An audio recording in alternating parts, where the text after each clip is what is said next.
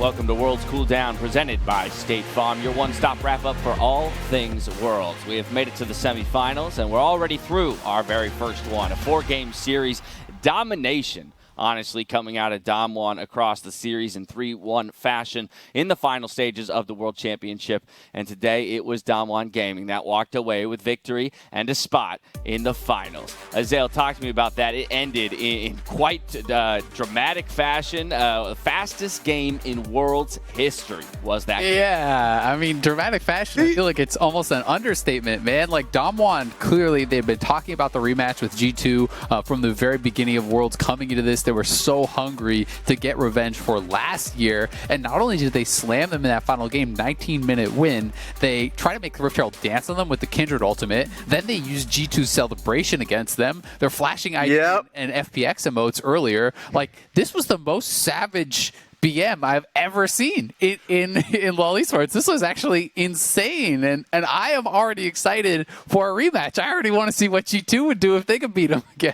It was so, like, dramatic is a weird word for it, though, because the game was so one-sided the last game that at the end of the game, you're just like, you know who the winner is, right? So there's no drama to what's going to happen. The drama is all in the flair of the players and how they do end it.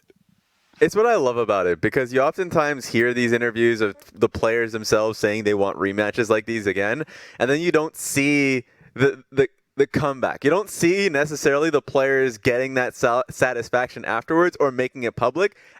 You see it all at the end of the game. That's what I love to see. Like Azael said, give me the rubber match just afterwards. It doesn't have to be official.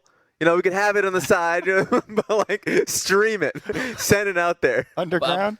But I do, I just want to underscore, because I think it is so important what you raised there, Azael, that there is so much history between these two teams before you come into the series, and that's really where all of that build-up was, where all of the excitement was coming into the day. And so with that, I think it's time for us to start working back through some of these games, starting in that very first game of the day. Damwon, the domination did start in game number 1. Yeah, I mean, I think that they played incredibly well, you know, right off the bat. Showmaker got his TF. This is kind of one of his signature champions, the one he's probably the best at. And I do think that, you know, Damwon were able to put themselves in a position in this first game where, you know, if G2 aren't able to play side lanes, I felt like it was going to be tough for them to actually match up against Damwon. I felt like they had to split the map. I thought that was where their biggest advantages were, were with the solo laners, their ability to play macro, their ability to trade for objectives. And, you know, in this first game, we have G2 playing kind of like the scrap it up style with the Renekton and the Sylas compared to the TF and the Gangplank, who can split more easily. So I felt like they had a great draft, and they forced G2 to play their style. And in the beginning of the game, too, it was actually G2 that got off the first ganks. I started this game out thinking, wow, Jankos is actually playing it really well with the lid. He ganks mid, they get the kill, he ganks top, they get the flash also. But Damwon showed so much resilience that even after those early kills, their attention to the side lanes and to using the globals for themselves to actually get these picks, and their team fight through the blue side jungle, where they're able to get so much control back. I just thought, after seeing that resilience, facing the early ganks, I had a lot of confidence in this team moving forward. Yeah, and it came down to just fighting on their timers. One of the replays actually showed not only was the Hecarim gank top lane when the wave was pulling in was a good timer, but also they had the numbers advantage in that blue buff fight, or at least in that area. So like being able to take the fight when Hecarim had his timer was a good idea. And for G2 just needed to get that information out there and to get that, play accordingly. Yeah, Kobe, I do think it's a telling thing when G2 is generally picked to the earlier game composition, but Damwon was ultimately the team that won out in the early game, and I think we're going to see how that ended up warping some of the champion selects going forward, because stark differences between games 1 and game 2. And we did see a bit of G2 overreaching in this game. I felt like we got a little bit of a preview, because we're talking about the early ganks that Jankos got off in the early lead. And then it really was around this blue buff invade where Caps and Jankos charge in super deep and they steal the Hecarim ultimate while he's still level 5. But then they get the kill, and then he levels up to level 6, chases Caps over the wall with the ultimate after instantly leveling it up. And it just feels like as soon as they get that gold in their pockets, they they keep up the pressure. And after that, Canyon was on a roll. He just went steamrolling. He got one of the earliest Trinity Forces I've seen in a very long time. It was like a 13-minute Hecarim Trinity Force for himself, and he was popping off. Yeah, quite literally off to the races at that point when you've got the Trinity Force on the horse. Canyon, I think, has quietly, maybe not so quietly at this point, been putting up incredible performances across the tournament. And so definitely should be lauded there, Zale. Yeah, I mean, I think that this is a team that has, an incredible carry jungler and also knows how to enable him, how to play around him. And I think that it's really cool to have them be so flexible in their playstyles, to have things, like Nagaru playing a Lulu and enabling him. We saw Damwon do this, even back in the group stage against JDG. They came in with an early game plan. They completely shut out Kanavi, dominated that game. We saw them do it against Rogue, where they had Lulu top and they funneled all the farm into Canyon's graves. It ran over the game. Again, here we see them enabling this Hecarim, putting him out to a lead, and they know that when they sacrifice for Canyon will pay it back tenfold later on, because this guy is a monster at all stages of the game. It's a good investment, straight to the moon. Yep, like that's what I love the most about the team, is the fact that they feel egoless, right? They have insane players in their mid and top lane, but then they will play really well around their jungler, and they can play as a unit to that. So, like, even though we've been kind of harping and making it very clear, Canyon is, for me, the best performing jungler in the tournament, and it's been because of how well and disciplined the team play around it. I will say, maybe you can get away with egoless. Definitely, they hold a grudge, though. They showed that one many times in this. Yep. So maybe they hide the ego sometimes. Yeah. It definitely shows up in some way. Yeah, they hold that grudge collectively, though. Very much a team grudge, to say the least. Now, in this game, it was Showmaker who proved that every second counts with a fast flash, to avoid Rakan's engage, made possible, of course, by the Cisco network. Yeah, I mean, this was critical because this was really the last hope in the game for G2. They're trying to get this big engage. They're trying to deny the Dragon stacking that is happening. They were already very far behind, and Showmaker was just so quick to react. If Mickey could actually land that CC on Showmaker, maybe there's a world in which G2 can burst him down and try to make something happen, but it just felt like he was way too fast, and the reaction time there was pretty incredible. Now, from Game 1, we are actually going to hop ahead to Game number 3, taking a look at the games won by Damwon first before we go back and reflect on G2. So hopping ahead here, this is the response to 1-1 in the series. Kobe, how did you feel about the adjustments made here in Game 3, where Damwon really starts to put, the gas pedal to the floor? Off screen, James, there, where you just saw the Pantheon die, guess what? His lane mate also died, and that was 2 kills that they gave over in that dive. So I like the initial idea there. They're trying to snowball their bottom lane. They push in the minion wave. Your strategy is always, deny the minion wave, get the kill. If you give up one, maybe the Pantheon goes down also, and that's your sacrifice. But giving over 2 of those counter kills, they also lost control of top side of the map. And with losing both sides right there, then they lose control of the jungle. And you see here just these repeated invades by Damwon. They're so good once they get some deep wards down of picking multiple people off. Yeah, and the point that I wanted to kind of nail down too is, like, with Damwon's composition, if they get an advantage versus you, that's really hard to deal with, especially like thinking Akali versus Lulu, Ashe, like all these picks that if you have control of your vision and there's no opportunity for Akali to actually take a flank, even if she does take a flank, like the polymorph ultimate that can save the person who's essentially getting assassinated, makes it so insanely difficult for G2 to come in with to try and wrangle the game back. So yeah, when you get an advantage, they keep the advantage. They also just consistently trapped. So then from that point forward, G2 just doesn't have options. Yeah, I mean, you can see how little damage, Cap was able to do because there's not really any windows for him to actually make things happen. Yeah. I thought that the itemization was also extremely intelligent from Damwon. Not only did they bring in this Lulu, which completely denies playmaking from the Akali, but they also rushed to lock it because a lot of the champions on G2's side in this draft are dependent upon execute damage. Jin's damage from his ult and his 4th shot is ramping up. The execute on the Pantheon Q, the execute on the Akali ultimate. Every fight was starting with Lulu shield, wild growth, Locket coming out, then they got Mountain Soul, and there's just no opportunity for G2 to even get people low on health to get that bonus damage. Plus, they're not even fully worried about just defenses. The Lulu offensive power that she gave to the Ashe with magic damage on hit and attack speed, it doubles as, yes, we're denying all of these possibilities that you're trying to bring. And then guess what? That Scion, guess what? My Ashe is juiced up with a blade of the Ruin King. You get all this extra attack speed. Juiced up. Actually just melts right through him. Yeah, throw it back to Clark. Yeah, Shout out, baby. Yeah. And the thing is, the reality of this game is, like, with G2's comp, they're getting heavily harassed through mid lane matchup, through top lane matchup. They're all inning on the bot matchup, and then if you fail to dive like that, and then the consistent, like, essentially Pantheon ints into the enemy jungle, like, you're just going to lose. Like, you can't fall... Yeah, you can't fall that far behind through your own misexecution. It is definitely, but this is where I want to actually go back in and highlight something that Yamato had called out on the desk: the intelligence of Damwon in their drafting. I think not only did they bring out a phenomenal comp here, and yes, it is nice when you get ahead with the kind of composition that they have, and then to reiterate your point, there is intelligent itemization, and that really is what begins to separate some of those top teams from the ones that have been knocked out much earlier in the tournament. Is that every aspect of their play seems to be firing at, the nth degree, and they're thinking about every little moment and how it might achieve victory.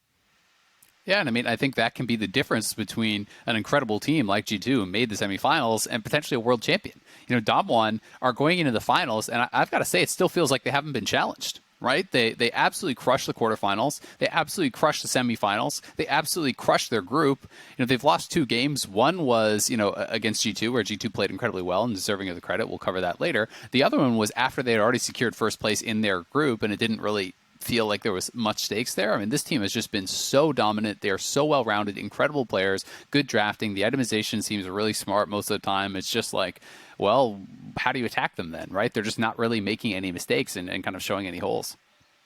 I thought one of the biggest things really was the versatility.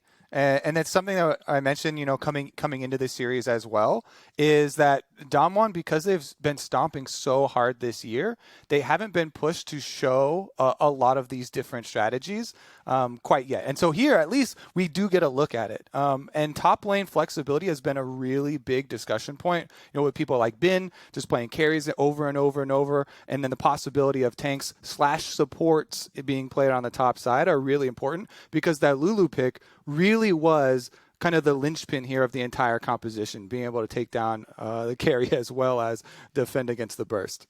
Raz?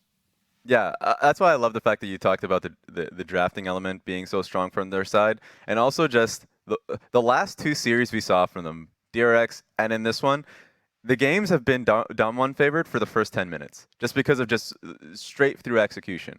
And even though in the segment that I talked about, like mainly talking about their mid game being strong and being able to maintain the vision they have, the issue is that most of these teams are drafting for a specific side of the map that are just like not winning out in these lane matchups because they're just strong, talented players. Like Showmaker, Nuggery, and even Ghost and Barrel are performing to an insane degree. So we just need to see a team challenge them in the laning phase, so that when they get to the 10-minute mark, it doesn't feel as bad as it has been in the last 2 series that we've seen. Well, there's only going to be one more best-of-5 opportunity for a team to push them like that. But despite not being able to take this game, it was actually G2's Wonder who earns our assist of the day in this Game 3, body blocking on Scion to keep Jankos alive.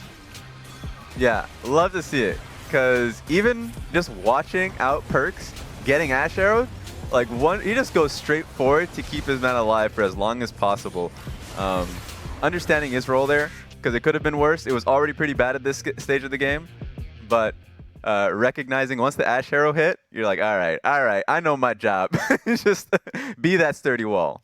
Well, go ahead. Oh, no, go ahead, Azale. Sorry. I just thought it was so clever because it's about the splash off the Graves ultimate, right? That's something that I think a lot of people don't always take into consideration, where they're thinking about, just blocking the skill shot and not the range of the splash. So moving forward that much denied the splash from actually reaching the Ashe and kept him alive, which was pretty impressive. Watch out, Azale. I think there's a tiger on the prowl. There is. Yeah, very careful. vicious. Be very careful. All right. With that, I'm going to move us along then, so we can get Azale to some safety here. Movements. Let's go. Yeah. Oh my goodness! It attacks. Game 4. This is the fastest game in Worlds history, and it comes in a semi-final game winner. Yikes. Like this specific skirmish, like not only the 1v1 that happened through mid, but then just watching the punishment as Canyon just kept invading, and it made it difficult for really G2 to deal with. And a lot of people were pointing to mid and jungle coming into the series as a possible point that was going to be a FLICKR for their predictions. That one right there, where Caps is on an all-in champion. Silas, when you're going for trades with TF, has to play off of pressure with jungle, and Jankos is on the side coming around to apply that pressure, yet he loses the jungle 1v1 and mid loses the mid 1v1, and at that point it's just all steamrolling ahead. Then you fast forward only a short amount of time, and you've got a Rift Herald at your Nexus, the Kindred ult to keep it alive off of the charge. Caps goes around to assassinate the Rift Herald, and that was one of the biggest assassinations they got the whole game. Yeah, this was a pretty insane game, and I do feel like it's a rough note for G2 to end on, but we have to keep in mind they had an incredible tournament overall. They made it to semifinals again. Three years in a row that G2 has actually made it to semifinals or better at Worlds now is very, very impressive. But Dom1 truly showing their class in this final game, just absolutely dominating G2. 19 minutes is an insanely fast game, and it does feel like they are the clear favorites to win Worlds at this point, and I'm just so excited to see if anyone can really match them and can really push them to the limit, because it's felt like since the beginning people have been looking at Top and Dom1 as those two big favorites, and it does feel like that is the collision course that we are heading to, which could be an incredible finals if it does happen. Yeah, I mean, it was kind of a perfect storm in that game, right? Again, another intelligent draft to cap it off, flexing the set up to the top lane and drafting the Braum into the bot lane, although I know there are some questions about the rune choice there. Didn't seem to matter, as by the time level 2 and 3 come in, it was 6 summoners blown on the side of G2 for all of 1 summoner blown on the side of Dom1. And from that point onward, again, you give an inch, they'll take a mile, Raz. It's just this Dom1 gaming squad is on another level. Yeah, how many minutes is that again, Azale? How? 19? 19:03 minutes. In 3 seconds, bro. Oh, 3 seconds. Okay, my bad. They held Those on are 3 a little more bit longer. seconds. They tried to squeak under 19. That would have been impressive. Yeah. What I liked about this game, at least, is there are at least one or a few things that you could take away watching Dom1. Giving away Rift Herald this entire tournament long, we've been harping on the fact that every team has just mindlessly contested Rift Herald when it's come up, even contesting it super late. In this instance, they just kept go spot on his Caitlyn. Got 4 turret plates. He even got actually a few turret plates mid lane, so it was a bit split there. But the fact that they just were able to keep the gold on towards their primary carry, I really enjoyed. As long as you're defensively minded with the Rift Herald that is in G2's hands and you can stymie it, then you just win out on the trade. So I actually loved what Dom1 did with that one, because they could have actually challenged for it, but they thought it was better for them, especially for their Caitlyn, to just get the gold on her alone. Yeah, setting up their carry, to say the least. Dom1 all but secured the win early in this final game, but they did their best to include Shelly, the Rift Herald, in their drive to victory. Of course, brought to you by Mercedes-Benz. Kobe, let's watch it one more time. Yeah, I mean, this was the literal drive to victory. We did just get a view of it on the big screen, but the activation of the Rift Herald, and they're going to do everything they can to pilot her all the way to the Nexus. There's the first charge. She's getting work done. Don't mind that. What are the horsepower on that one? On your screen right in front of her. She just walks right over his dead body, no problem. Charge number 2. Get back up. Work's not done here. We got more turns to destroy. And you see them trying to keep going. Charge number 3, baby. On to there this she is. is. Football practice right here. Shelly. Yeah, Shelly's got a. Bringing me back to high school here. One more. You got it. One more in you. Boom. She's got a career as a linebacker if she wants it. She doesn't take damage. She doesn't kill herself on it. And then the last one. Caps take her out.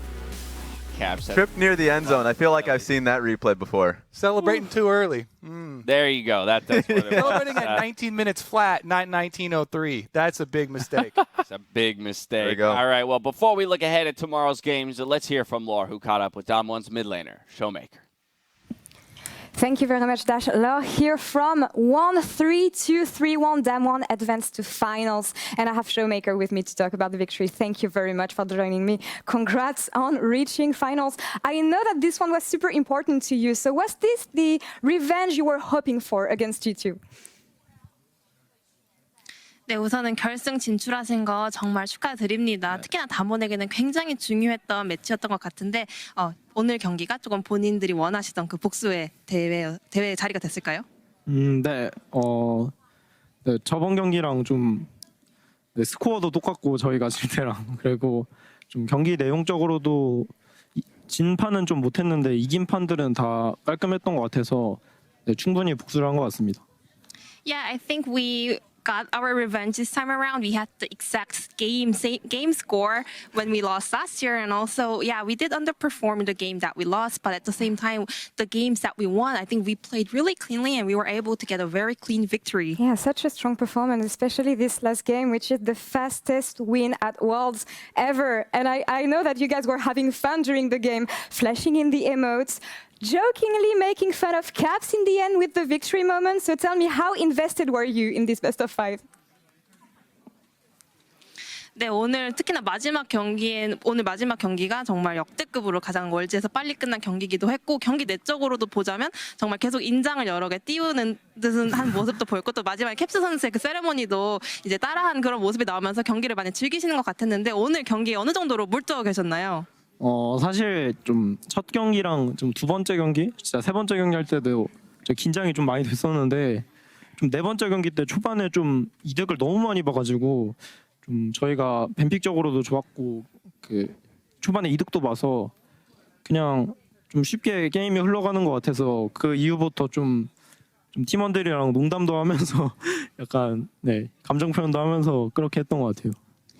Well, actually, in game 1 and even until game number 3, I was very nervous. But moving on to game number 4, we got ahead in a very early phase of the game. And at the same time, I think we had a huge draft dash. So, yeah, we were feeling really comfortable in game number 4. We were making jokes while we were playing the game. So I think, yeah, everything was smooth sailing.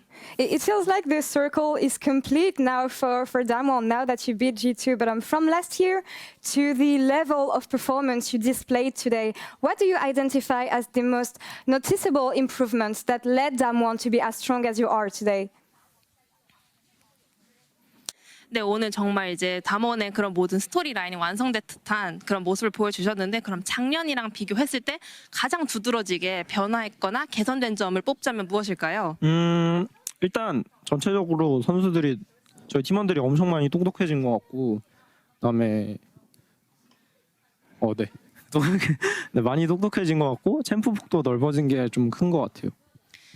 The most important thing is that all of our player has gotten a lot more smarter, and also they are now even more intelligent compared to last year. And also, I think we have bigger champion pool by now. Yeah, and we'll see if you guys can bring the title home for Korea, as it's been 3 years since we've seen an LCK team in finals. But for now, Showmaker, 감사합니다 for the interview, and Jason, thank you very much, as always, for the translation. And back to you, Dash. Thank you so much, Laura. Keying into that final question and answer there, what's changed from last year to this year to allow Dam1 to come out on top this time around? They all got smarter, Kobe, and the champion pools got bigger. Do you agree? You feel like that's accurate? I do. I think it's really funny because I've heard the players reference that so many times since last year. In interviews, they keep on talking about how, yeah, okay, last year we were totally different. You know, we were just playing off instincts. We were looking for kills. We're looking for 1v1s. We're trying to style on these kids, but we got way smarter. And they're just re-emphasizing how much planning has gone into their strategy. And it really does show. You know, multiple people bringing up, examining the drafts from them, the level 1 preparation from them. They're putting a lot of thought into the game plans before they even get onto the Rift now, plus keeping clear heads when they're executing within the game. Yeah. What I love is a team that is able to stick together for like a year long, like multiple seasons, because then you can go and build off of the issues that you've had in the past. A lot of the times when you see off season comes through, change places, you're starting back from step one. You're like, okay, what are our new problems? What are our new strengths? In this case, they just recognize that they were talented players, that their experience taught them they just weren't thinking well, like smart enough about what they can get in the map and when they should just back away. So I felt like this is just one of the biggest benefits, is being able to look back as a team at that footage. Yeah, so Isaiah, we know what the team thinks has changed between last year to this year, but I want to know, based on this series and their performance so far at Worlds, what your final thoughts are here for Damwon going in to or rather being the first team to qualify for our World Final. I mean, I think they kind of hit the nail on the head. They did it in a meme way, right? But last year when, we talked about Nagari and we talked about, a lot of the players on Damwon, it was about just their insane individual mechanics, their insane, outplays and things that they were doing. We talked so much about, this like Klepto, Coin, Cull, Vladimir, where he's going to just like survive somehow in lane and then just dominate later, and he's going to do all these crazy things. We always talked about the individuals on Damwon more than we talked about the team, right? And I think that is very indicative of the evolution of the team. This year, yes, you hear about these incredible individual players still, but for the most part, when people are talking about Damwon, they're talking about the preparation, they're talking about the level ones, they're talking about the team play, the team fighting, the coordination, they're talking about all these things, and I think that really is indicative of the evolution of this team. They went from, a collective group of incredible individuals to a truly outstanding team. And one that should be feared when stepping into that final series coming at you next week. We're going to step away for a short break. When we come back, we'll say goodbye to G2 and look ahead at tomorrow's semifinal.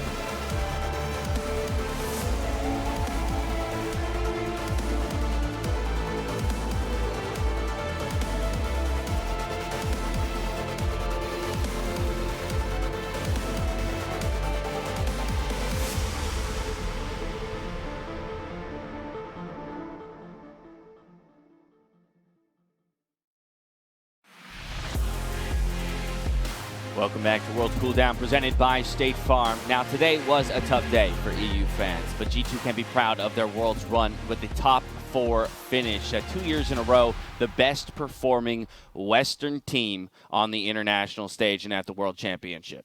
Without a doubt. Yeah, I mean, they've played really, really well, I think, overall, right? It's another year where they have made top 4. They made finals last year. The final streak does sadly end for Caps, and I think people are going to be, if anything, disappointed about the way that it ended, not that it ended. You know, it was a less competitive series than they were hoping for, but G2 has shown again themselves as being the best Western team, as being this big hope against the LPL and the LCK teams, and I think that, you know, overall, they have a lot to be proud of, especially another big quarterfinals victory over the LCK, which really only a few years ago, like, people have come to expect it now, but it's like it's only a couple years ago that this was just unthinkable that you would even win any best of 5 against a Korean team. And now people are like, well, yeah, of course they won one best of 5, but where's my second best of 5 win against Damwon, you know? Dating ourselves here, Azale. Yep.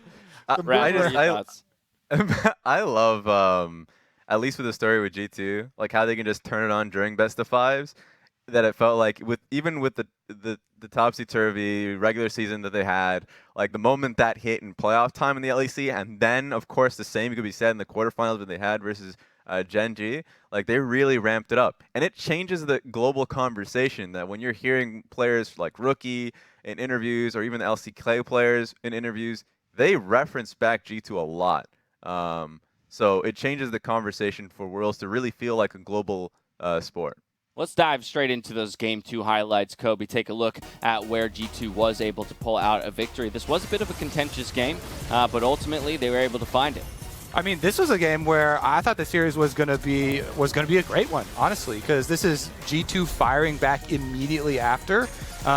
Yeah, I mean, they did have the bottom side play there, but so much of it was about the top side. And Damwon picked this Fiora, and yet it's G2 that have so much better focus up here, understanding the win conditions of themselves, but more importantly, of their opponents. There was TF ganks up on the top side. There were support roam plus jungler ganks up on the top side for G2, all focusing on this Fiora. And they get Duggery to 0-6 at one point in this game. And it really allows them to snowball, take over the game, use the Twisted Fate for invades, teleporting through, consistently finding these picks, and getting the victory in this series that inspired a lot of people to stay up for the rest of it.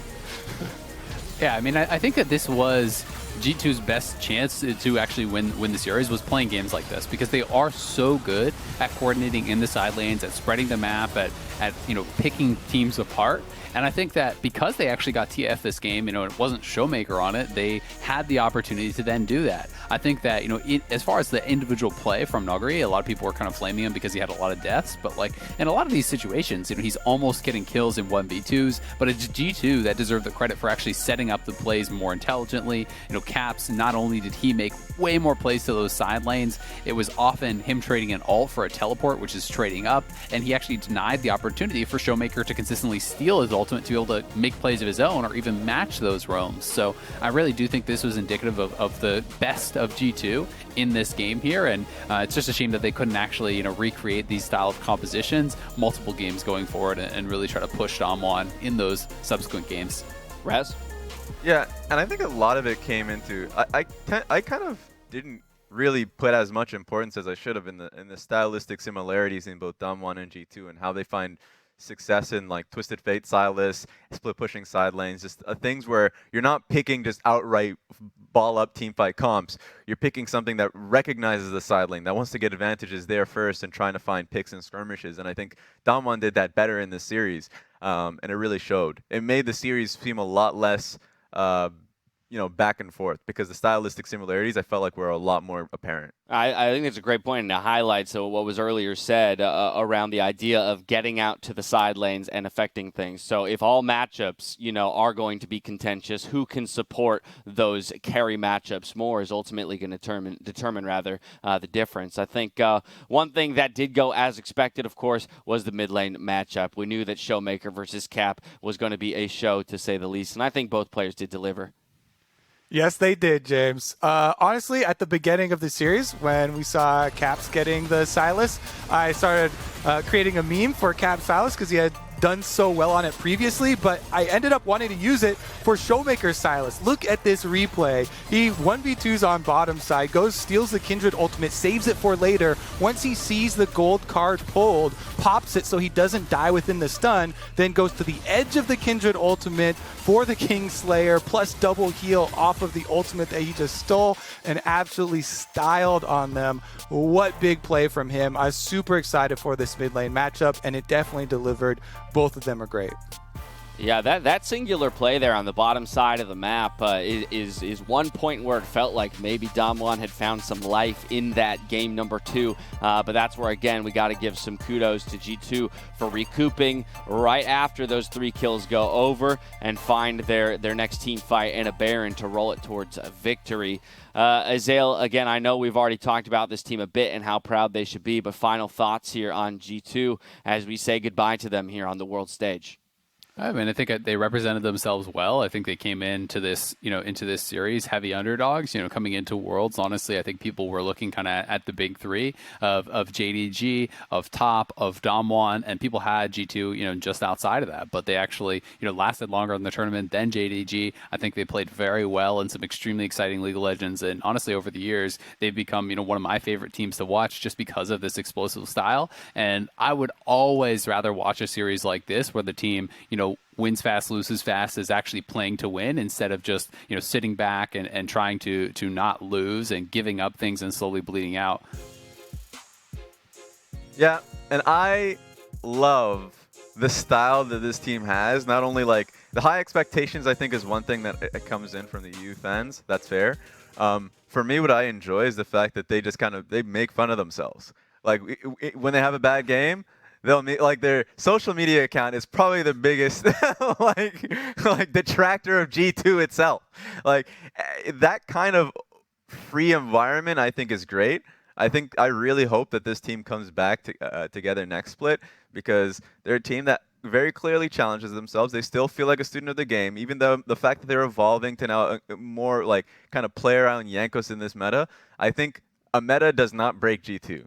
They are a team that actually they're malleable enough to go through every different year, so I really want to see what next year looks like for them. Yeah, I completely agree with this team. I think both your points are so valid. How fun they are to watch and how much they mean themselves. Both of those two things speak to the confidence that these players have and that this team has. You have to have the utmost confidence in yourself to be able to meme yourself when you're playing bad. Like the main account is flaming Mickey as he's currently inting on Pantheon. And everybody's loving it because they're like, oh my God, you silly Mickey. You played a really great Leona game, but that Pantheon, that was it. Like those sorts of things. Like the players are so lovable, the team is so lovable, and they continue to deliver results. Res?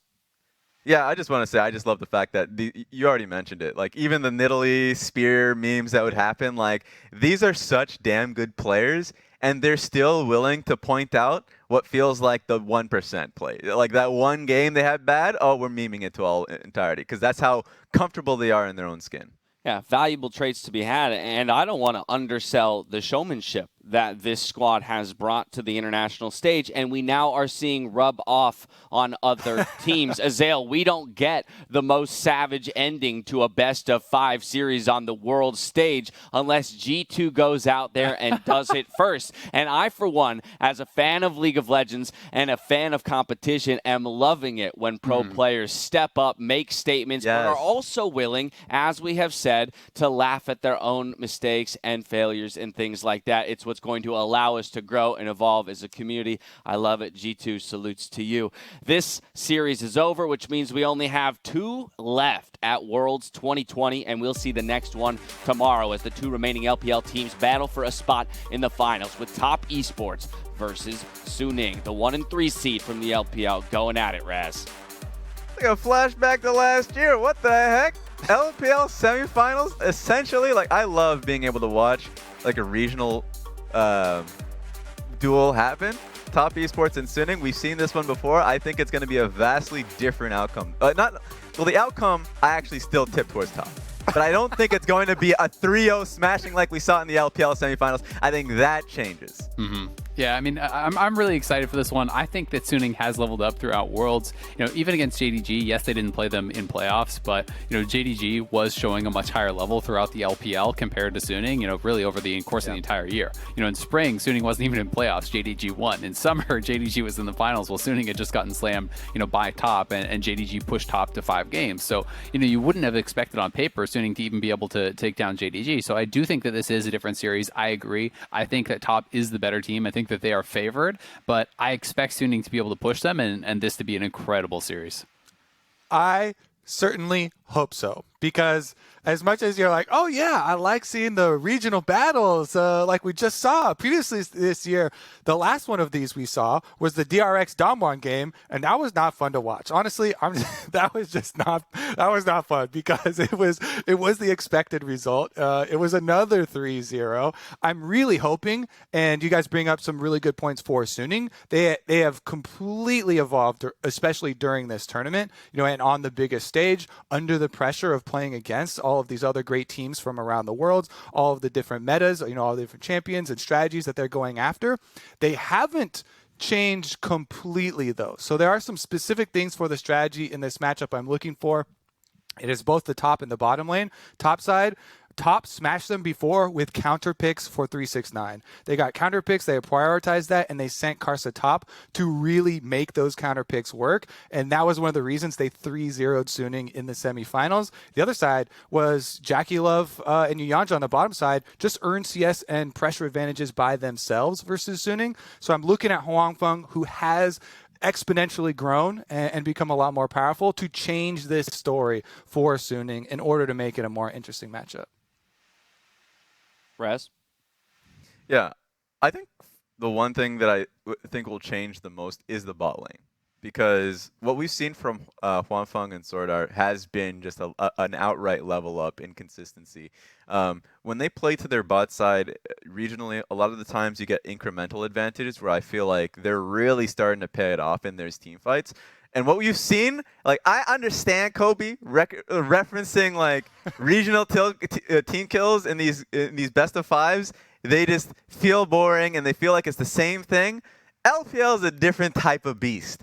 You get back and forths, you get non-stop team fights. It just feels like teams like these just go to the brink of it, like the FPX IG semifinals that happened last year. I think it's going to be a really fun one to watch. And I mean, JDG Suning was really fun in the quarterfinals, even though it was a 3-1. That was a really exciting series, I thought. And honestly, I think another reason why this could be different is Yuyanja did not look nearly as good in the quarterfinals against Fnatic as he did in the LPL, right? You know, we saw that Reckless and Hillsang absolutely took advantage of them and were able to really dominate in a lot of those games in this 2v2 against Jackie Love and Yuyanja. So it'll be very, very interesting with, you know, Hwangfeng coming in so hot and Jackie Love and Yuyanja coming off of, especially Yuyanja, coming off of a much worse series. My thing on that is I'm really curious to see.